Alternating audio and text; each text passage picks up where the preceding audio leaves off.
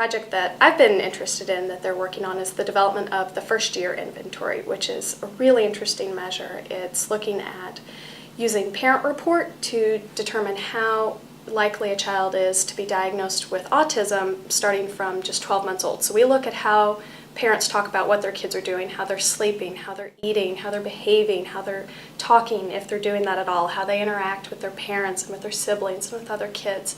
And we ask all these different questions about how they play, how they interact, how they eat. And from there, we can figure out how likely it is that down the road at age 2 or 3, this child will be diagnosed with autism, which offers just so many benefits.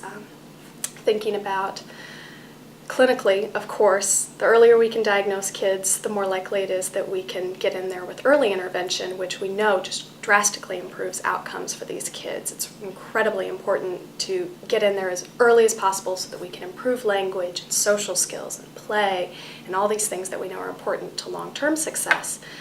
And in terms of research, the earlier that we can identify these kids that might be diagnosed with autism and sort of figure out what separates this group that is likely to be diagnosed versus those who aren't. What happens to those kids who we thought were at high risk and should have been diagnosed but didn't? What happened in the middle there that kept them from being diagnosed? What's the difference between those kids who are at high risk early on and don't develop versus those kids who are at high risk and do, so that we can understand more about the developmental process, both abnormal and normal, and how to intervene, how to change things and really make things more successful for these kids. So I'm also working with some faculty members from occupational therapy and speech and hearing on a retrospective video analysis of kids with autism.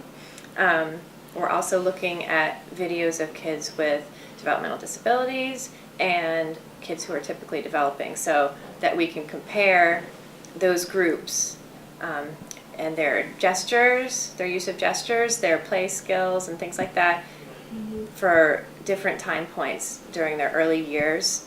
And I do play coding and I've done gesture coding. So I work on two main projects. The first one is SEP, which is the Sensory Experiences Project, and then another one that I work on is IBP, which is the Infant Behavior Project. There's 4 different studies that are going on at SEP, and they're called Study 1, Study 2, Study 3, Study 4. Well, Study 3 specifically is looking at going into the homes after they've gone through the assessments. We then go into their homes and do home observations where I'm videotaping them in different contexts, whether it's motor play, free play, ADLs, and then what we're looking at are experiences, sensory experiences. And so I'm doing that right now.